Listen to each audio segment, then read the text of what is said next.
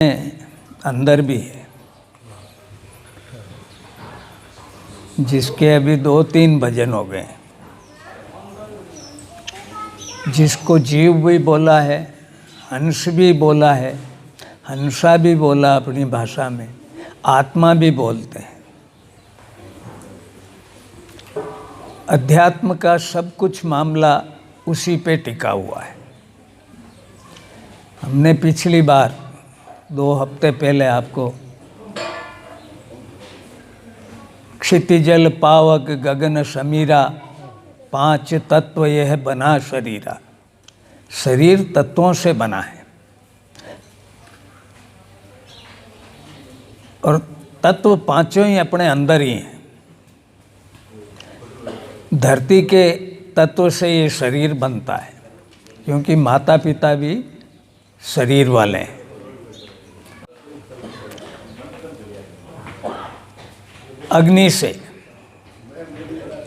अग्नि से पाचन शक्ति बढ़ती है। अग्नि नहीं हो तो पाचन शक्ति नहीं होगी। हम खाया हुआ पचा नहीं सकता और इस शरीर को नहीं चला सकते।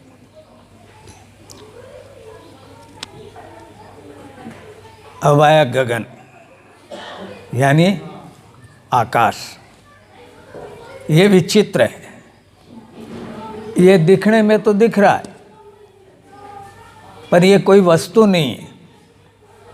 यहाँ से वहाँ टिका हुआ दिखता है धरती के ऊपर, पर वहाँ जाने के बाद आगे और बढ़ जाता है। वो का वही आकाश का मामला अपने अंदर है। हम देखना चाहते हैं, हम सब चाहते हैं कि परमात्मा कैसा है उसको हम जान जाएं, पर जान क्यों नहीं पा रहे हैं? क्योंकि आकाश तत्व के लिए हम सोचते नहीं हैं। आकाश के बारे में सोचा जाए कि ये आकाश मेरे अंदर किधर है, हमारे अंदर किस जगह पे है, यानी अंदर जाने के लिए ही कोशिश करनी चाहिए। बाहर सब इंद्रियों का विषय है। अभी एक भजन गाया था, उसमें इंद्रियों के द्वारा हम इस शरीर का आत्मा का शोषण कर रहे हैं। उसको रोका जाए। वो जब तक नहीं रुकेगा उसको जानना बड़ा मुश्किल मामला है। वो कठिन है, असंभव नहीं है, पर है कठिन। कठिन इसलिए है कि हम इंद्रियों से जानना चाहते हैं, जबकि वो इंद्रियों से परे है। इंद्रियों से वो पकड़ में नहीं आ सकता, क्योंकि ये धरती का विषय है। हम धरती पे रहते हैं, खाने पीने की सब व्यवस्था धरती से। अभी गंगा का भी नाम आया। बिना जल के, जल अगर नहीं पिएंगे, कम पिएंगे, तो उससे निर्मलता नहीं रहेगी। हमारे मन में जो है कटुता जो आ गई है, ये कटुता जो है, अग्नि का तत्व ज़्यादा बढ़ जाता है और पानी का तत्व कम हो रहा है। इसलिए कटुता, छल, राग, द्वेष ये आने लगते हैं। इसलिए संतुलन बना के चलो, जीवन को संतुलन वाला बनाओ। कि हम कहाँ भूल कर रहे हैं ये हमें ही सोचना पड़ेगा, क्योंकि दूसरा बोलेगा तो अच्छा नहीं लगेगा। कमजोरी भी है, पर कोई दूसरा बोलेगा तो अच्छा नहीं लगेगा। जान भी रहे हैं कि ये ठीक कह रहा है, उसके बाद भी हम मान नहीं पाएंगे, क्योंकि यहाँ अहंकार आ जाता है। ये अहंकार जो है बड़ा विचित्र है। बस इसी को ठीक करने के लिए आकाश तत्व है, इसको जानना। इसको जानने के लिए हवा का सहारा लेना पड़ता है। इस प्राण की खुराक है वायु। वायु के द्वारा आकाश को, आकाश के द्वारा वायु को अंदर तक ले जाने का, इसलिए प्राणायाम भी बोला। एक शब्द आया प्राणायाम। ये प्राणों का व्यायाम है। जैसे शरीर का व्यायाम करने से शरीर मजबूत होता है, वैसे प्राणों का व्यायाम करने से प्राण मजबूत होंगे। प्राण मजबूत जिसके हो जाते हैं वो गृहस्थ में होते हुए ही महात्मा हो जाता है, महात्मा से वो परमहंस बन जाता है, ऋषि बन जाता है। मैं अभी प्रयागराज गया, 2 स्थान विचित्र देखे मैंने। एक तो दुर्वासा महर्षि का आश्रम, जहाँ दुर्वासा रहे, तब उन्होंने वहीं किया, आश्रम उनका वही था। और दुर्वासा से तो भगवान कृष्ण जैसे भी डरते थे, जिनको हमने अवतार माना। क्यों? क्योंकि उन्होंने इन 5 पे कंट्रोल कर रखा था, 5 को ही अपने वश में कर रखा था, मुट्ठी में थे। क्योंकि मुट्ठी के भी 5 अंगुली है, इंद्रियां भी 5 है, तत्व भी 5 है, अंदर भी 5 ही चीज है। शरीर की चमड़ी अलग दिखती है, मांस अलग है, मैदा अलग है, रक्त अलग है, इन सब का सार फिर प्राण।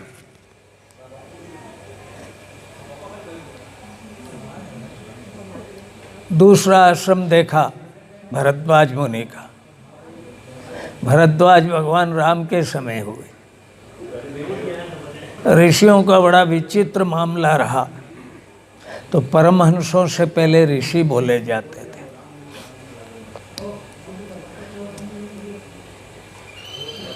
प्रयागराज में उनकी एक बहुत बड़ी मूर्ति बनाई।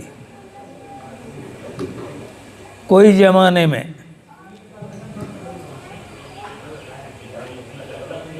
ये त्रिवेणी वहाँ से बहती थी, आज वो शहर के बीच में आ गया है, वही आश्रम। क्योंकि नदियों का स्तर कम हुआ, जल की मात्रा कम हुई है। पूरा विश्व अभी इस संकट की ओर भी इशारा कर रहा है कि पानी कम हो रहा है, पानी की मात्रा कम हो रही है, पानी को हम बचा नहीं रहे, जबकि पानी जीवन है। पानी के ऊपर विशेष ध्यान दिया जाए। तो पीने के पानी में गंगा जल जरूर डालें, गंगा जल युक्त ही पानी पिया जाए, तो थोड़ा मन निर्मल रहेगा। निर्मल मन जन सो मोहि पावा, मोहि कपट छल छिद्र न भावा। जिसका मन निर्मल है, परमात्मा उसी को मिलता है, वो उसी के सामने नाचने लग जाता है। और कई हुए अपने यहाँ जो घुंघरू बांध के नाचे। माताओं में तो मीराबाई हुए, और पिताजी में हनुमान जी हुए, भैरू जी हुए। ये घुंघरू बांध के नाचे, भक्ति के अंदर इतने मग्न हो जावें कि हमें अपने शरीर का ही पता नहीं रहे। तब जानो कि मैं उस ओर कदम बढ़ा रहा हूँ, वरना केवल दिखावे से तो कुछ होने वाला नहीं है। कपड़े चाहे कैसे भी पहन ले, कपड़ों से उसको कोई लेना देना नहीं, न भोजन से उसको कोई लेना देना है। ये सब शरीर से ही संबंधित है। बात आ रही है हंस के ऊपर, प्राण के ऊपर, कि इन प्राणों को कैसे पहचाना जाए। इसके लिए प्राणायाम। बाबा रामदेव रोज बता रहा है कि अनुलोम विलोम करो। नाक के 2 स्वर बनाए,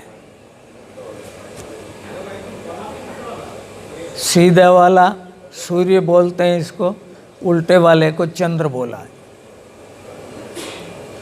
सूर्य से सांस को खींचा जाए, थोड़ा सा अंदर रोका जाए, रोकते समय देखा जाए कि वो प्राण किस जगह। धीरे धीरे अगर अपन अभ्यास करेंगे, धीरे बिल्कुल शांत होकर के, दिखाने के लिए करेंगे जब तो मामला बैठेगा नहीं कि मैं प्राणायाम कर रहा हूँ, मैं ये व्यायाम कर रहा हूँ या मैं माला फेर रहा हूँ। दिखाने से नहीं होता है, ये तो जानने से होता है। जानने की चीज़ हमेशा सूक्ष्म है, बहुत बारीक है। इतनी सूक्ष्म है कि जब हम प्राण देख नहीं सकते, प्राणों को देखना बड़ा मुश्किल मामला है, पर देख सकते हैं अंदर ही। तो अंदर देखने के लिए ही शास्त्रों की रचना हुई, महात्माओं का हुआ, महापुरुषों का हुआ, परमहंसों का हुआ, ऋषियों का हुआ। ये देश बड़ा विचित्र है। इनमें जितने भी ऋषि हुए, प्रकांड हुए, उन्होंने हाथ पे रख के बता दिया। ये भरद्वाज जैसे रामचरितमानस में तो इनका उल्लेख आया है। तो अंदर की पांचों तत्व इसके हैं, संरक्षक, पिता या अधिष्ठाता शिव। भगवान शिव जो हैं इनके अधिष्ठाता हैं प्राणों के। आपने देखा होगा हरिद्वार में उतरते से ही, हरिद्वार भी जाके आया हूँ, स्टेशन से उतर के शहर में जब घुसते हैं तो मृत्युंजय महादेव है। 4 सर वाले हैं ब्रह्मा, 3 सर वाले हैं दत्तात्रेय, 5 सर वाले हैं भगवान शिव। शिव 5 सर वाले हैं, पंचानन राजे बोलते भी हैं, आरती बोलते हैं, आप करते हैं, क्योंकि ये पांचों ही तत्वों के अधिष्ठाता हैं, उनके कंट्रोल में है ये सब। इसलिए जितने भी ऋषि हुए उन्होंने सब ने शिव की आराधना की। पिता को मानने से माँ तो मान ही जाती है, क्योंकि माँ का लगाव ही पिता से। कुछ बोलते हैं कि हम में बनती नहीं है, बनने नहीं का भी कोई कारण है, क्योंकि हम माँ को पहचान नहीं रहे, उसकी शक्ति को नहीं समझ रहे, क्योंकि उसकी शक्ति के बगैर भी प्राणों को नहीं जाना जा सकता है। इसलिए भगवान शिव के साथ भी पार्वती रही हैं। पार्वती के साथ बैठ कर के उन्होंने उपासना की, ध्यान किया। अब कोई ये बोल दे कि बिना पत्नी के ही साधु बन के ही वो किया जा सकता है, ऐसा भी नहीं है। ध्रुव जैसों ने तो बचपन में ही कर लिया।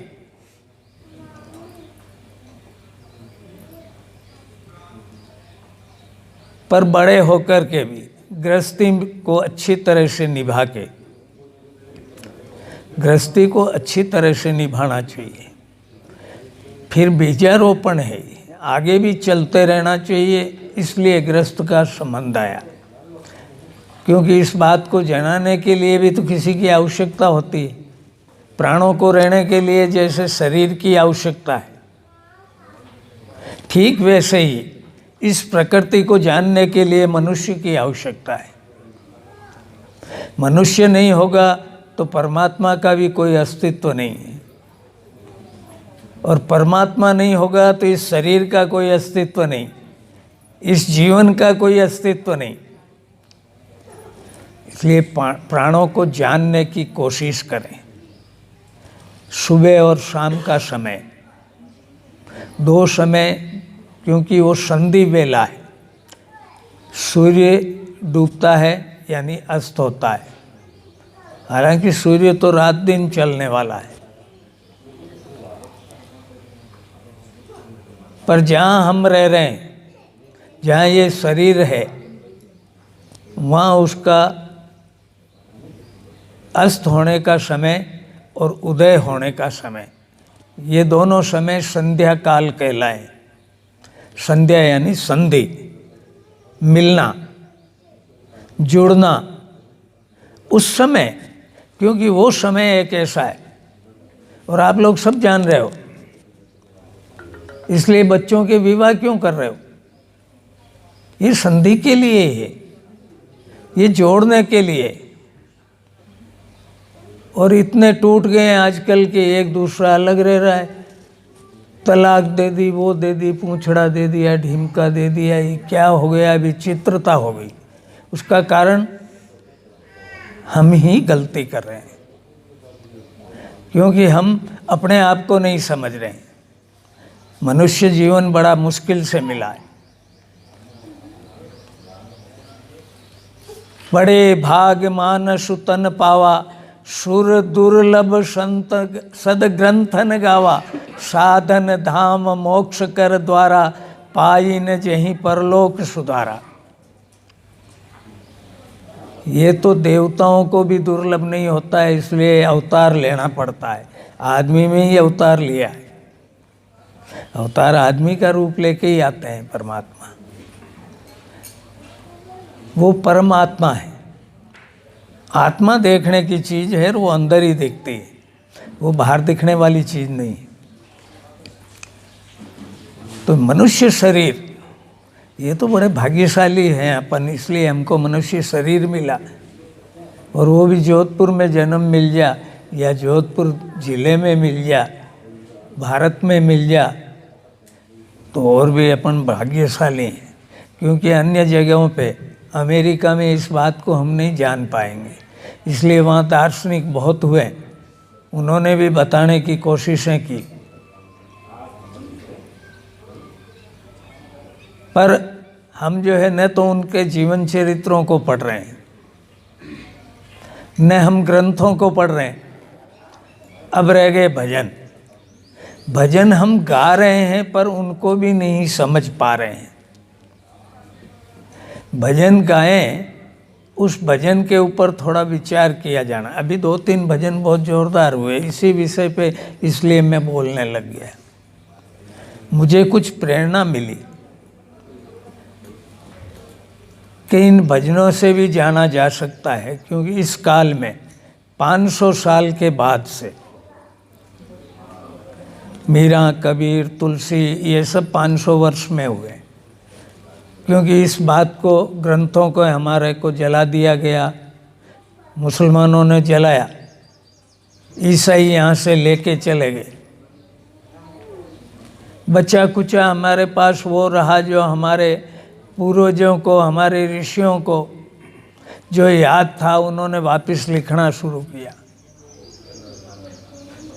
जैसे गोस्वामी जी ने रामचरितमानस लिखा, वो वेदों का सार है। वो वेद पाठी भी थे, वेदों का पठन पाठन किया। वही एक ऐसे आदमी हुए जिनके जन्म लेते ही दांत थे, राम बोले वो, जबकि बच्चा बोलता नहीं है, रोता है, वो राम बोले। तो आज भी कोई बोल जावे बच्चा तो बड़ा परेशान हो जाते हैं कि कहीं तुलसीदास जी वाली नहीं हो जाए, क्यों? माता पिता चले गए। उनकी तो पत्नी ही गुरु थी, तो पत्नी तो बहुत बड़ा सहारा है। पत्नी ही बताने वाली है कि शरीर में किस जगह क्या है।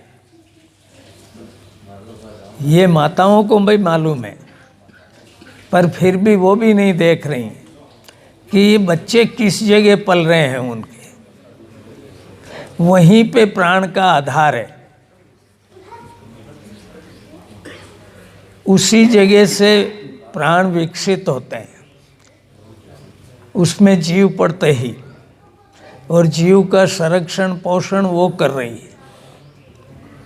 इसलिए ये आदर के योग्य हैं, इनका सम्मान होना चाहिए। सही में ये शरीर भी बिना माँ के हो ही नहीं सकता था। माँ थी इसलिए ये शरीर हुआ।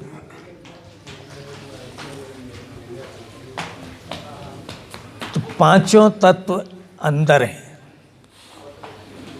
तो शरीर की चमड़ी से, उसके लिए तो सामने कांच रखो। अगर मन नहीं लग रहा है तो कांच रख के अपने आप को देखते रहो और इस मन को ठिकाने लाओ।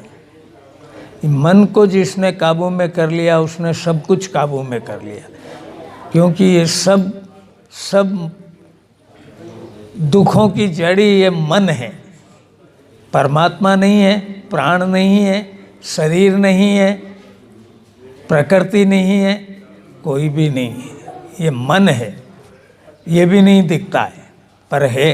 मन लोभी मन लालचीर मन चंचल मन चोर, मन के मते न चालिए पलक पलक मन और। कबहूँ गढ़गांव बसावत है, कबहूँ चित्त बैराग धरे, कबहूँ कामनी संग केल करे, कबहूँ मन उमंग रहे। कवि मान कहे सुन साकबर, बरजो न रहे पकड़ियो न रहे, मन मेरो मृग की नाही छलांग भरे। इस मन को वश में करना है। अमेरिका देखी नहीं है पर वहाँ क्लब में आप नाचने चले जाते हो, इधर बैठते हो माला फेरने के लिए, वो वहाँ ठुमके लगाने लग जाता है। बस इसी को जानना है। तो पहले मन को जानो। मन को जानने के लिए तन को जानना पड़ेगा। तो आप कांच रखो सामने, अपने आप को देखो, फिर आंख बंद करो। अंदर हम दिख रहे हैं कि नहीं दिख रहे हैं? ऐसा लगे कि हाँ हमारी शक्ल सूरत हम देख रहे हैं, और हो जाएगा, अभ्यास करने से होगा। फिर मन इधर उधर जाएगा क्योंकि इसका स्वभाव है।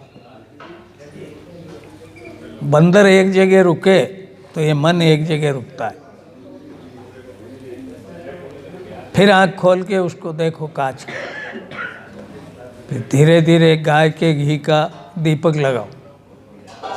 दीपक को देख के अंदर देखो, क्योंकि सही ठीक दीपक की लो जैसा ही प्राण की आकृति है। अंदर जो जल रहा है हृदय, शरीर के अंदर तो बाईं तरफ बताया विज्ञान के हिसाब से, पर अध्यात्म के हिसाब से दोनों पसलियों के जोड़ के बीच में, इसको आकाश भी बोला है। तो यहीं पे आकाश है। आकाश में जैसे सूर्य का वर्चस्व है, बिना सूर्य के आकाश की कोई महत्ता नहीं। ठीक वैसे ही ये अंदर के आकाश में प्राण कहाँ है, इस बात को जान जाए। हम सूर्य को देख लेते हैं आँखों से, पर वो भी सूर्योदय के समय। तो मन को थोड़ा काबू में करना सीखें। हाथी और मन भी बराबर है, और आदमी तो गजब का है, ये हाथी के माथे पे बैठ जाता है जबकि इसके पूंछ के बराबर उसका वजन है। मेरे जैसों का तो पूंछ का ही वजन है, पर उसके माथे पे जाके बैठ जाता है। आदमी बहुत शक्तिशाली है, क्योंकि इसके अंदर जो चीज़ है वो बहुत शक्तिशाली है। तो माताएं बहनें भी इस बात को समझें, और दोनों में ऐसा नहीं समझे हम कि आदमी बड़ा है या औरत बड़ी है, ऐसा भी नहीं। अर्धनारीश्वर भी बोला है भगवान शिव को। शरीर के हिस्से ही दो हैं। सीधे हाथ वाला, जिसको हम मारवाड़ी में जीवना हाथ बोलें, यह आदमी का है। इधर ये सूर्य भी जो है सूर्य का है। आदमी सूर्य है, नारी चंद्रमा है। उल्टे हाथ वाला चंद्रमा, चंद्रमा की तरफ ये हृदय है। ये तो हृदय प्रधान होती है। मैं बोलता रहता हूँ, आप लोगों को कभी कभी बुरा लग जाता है। बहुत से तो मेरे को ये भी बोल दिया कि ज़्यादा प्रशंसा कर रहे हो इन औरतों की, तो हमारे लड़ाई करवा दोगे। क्यों लड़ाई करा दोगे भाई? तुम भी प्रशंसा करो, इनकी बुराई क्यों करते हो? आप कहीं भी किसी के बारे में भी बोलना तो बहुत बड़ी बात, अगर मन में भी सोच लिया तब भी सामने वाले के दिल पे भी उसका वैसा ही असर होने लगता है। वैसा का वैसा ही होता है। हम जैसा सोच रहे हैं वैसा ही संसार है। तो संसार में मत भटको, भटकना नहीं। अंदर प्राण को देखने का अभ्यास करें। यहाँ जब भी आए मैंने पहले भी 2-3 बार बोल दिया, आज फिर बोल रहा हूँ। आप समाधि पे बैठिए, पहले उनकी तरफ देखिए, क्योंकि उनके ऊपर भी शिवलिंग लगा हुआ है। शिवलिंग पे अपनी दृष्टि डालें, फिर आंख बंद करें, फिर ओम नमः शिवाय करें, क्योंकि वो शिव का ही रूप है। अंदर प्राण जो है वो उसकी आकृति भी शिव जैसी है। 15 मिनट आप अगर बैठेंगे तो मन आपका धीरे धीरे स्थिर होने लग जाएगा। स्थिर होगा तो वो दिखने भी लग जाएगा। वहाँ से जब ऊब जाओ तब उठ के माता जी में बैठ जाओ, क्योंकि दोनों का मामला वैसा ही है। दोनों को ही जानना जरूरी है। पिता को नहीं माना तो माँ का अस्तित्व नहीं, और माँ को नहीं माना तो पिता का भी कोई अस्तित्व नहीं है, और हमारा भी कुछ भी अस्तित्व नहीं है। हम कुछ भी नहीं है, उनके बगैर हम बिल्कुल ही नहीं थे। अब इन सब को बनाने वाला ही परमात्मा है, उसी का स्वरूप हमारे अंदर है। इसलिए मन को जानो, मन को वश में करो, अपनी मुट्ठी में लो। मुट्ठी में लेते से ही सब सिद्धियाँ भी मुट्ठी में आ जाती है। कहते हैं अपन कि वो सिद्ध पुरुष थे, क्योंकि वो इन सबको मुट्ठी में बंद कर लिया था। इनके लिए अपन जितने धन के लिए भाग रहे हैं उतना ही वो दूर जा रहा है। हम अपने आप को नहीं पहचान रहे हैं, इसलिए उसका उपार्जन नहीं हो पा रहा है। हम अपने आप को पहचान लेंगे तो सब अपने आसपास दौड़ते हुए आएंगे। आप दूर भी भगाओगे तब भी आएगा। और यूं करेंगे पूरा टाइम ही उसी पे लगा दें कि नहीं ऐसा ऐसा ऐसा ऐसा नहीं हो रहा है। नहीं, आज शाम से ही संध्या की बेला से घर पे ही बैठ के पहले कांच में देखना शुरू करें और फिर ज्योति का करें। आप महीना 2 महीने में आराम से, कईयों को तो महीना 2 महीना भी नहीं लगता है, मन अगर स्थिर हो जा तो जल्दी पता लग जाता है। तो पता लगाने की कोशिश करनी चाहिए। केवल सुनने से कुछ नहीं होता है। सुन के अगर निकाल दिया, इसलिए कान भी उसने 2 बनाए। मैं बोल रहा हूँ, आप सुन रहे हो और इधर से निकाल दिया तो फिर कोई मतलब नहीं है उसका।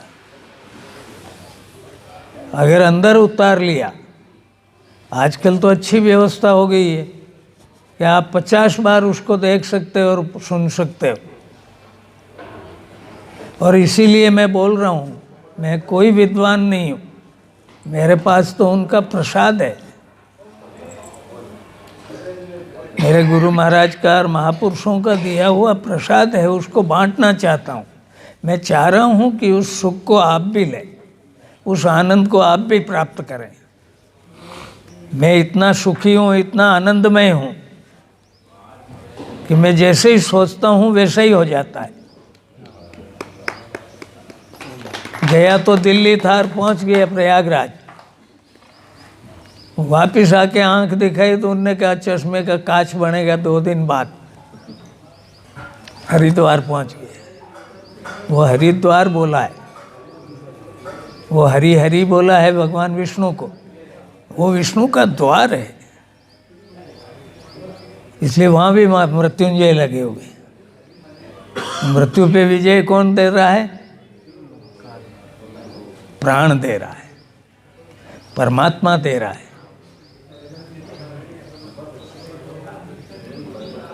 मैंने भी एक यंत्र बना रखा है, महामृत्युंजय। जो ये डरते हो कि मौत आ जाए, मौत आ जाए, मौत वैसे नहीं आती। मौत तो अपन चाहेंगे जब आएगी, अपन इसको जान नहीं रहे, इसलिए बिना वक्त के वो आ जाती। ये अपने यहाँ तो ऋषि ऐसे ऐसे हुए, मेरे दादा गुरु 232 के हुए, आपको भी सुन के आश्चर्य होगा, वह होते हैं। क्योंकि मैं जितनी बार बोला हूँ सांस कम हुआ। आप गायत्री मंत्र बोलेंगे, ओम भूर्भुवस्सुवः तत्सवितुर्वरेण्यं भर्गो देवस्य धीमहि धियो यो न प्रचोदयात्, 2 सांस बचा लिए। जो श्वासों को बचा रहा है वो लंबा जी रहा है, क्योंकि वर्षों पे उम्र नहीं है, उम्र है श्वास पे। इसलिए आप दीर्घजीवी हों, परमात्मा को जाने, मन को थोड़ा सा ज़्यादा पहचान करें इसकी जल्दी। और मैं चाहता हूँ जैसे हवन करने वाले 4, 5, 6 हो गए हैं, वैसे ही आप उसको जानने वाले भी हो जाएं, तो मेरा जीवन भी सफल हो जाए, मेरा साधु बनना सफल हो जाए। आप लोग अगर भजन करने लग जाओ तो ओम द्यौः शांतिरंतरिक्षगुं शांति, पृथ्वी शांतिरापः शांति, रोषधे शांति, वनस्पते शांति, विश्वदेवा शांति, ब्रह्म शांति, सर्वगुण शांति, शांतिरेव शांति, क्षमा शांतिरेधि। ओम शांति शांति शांति।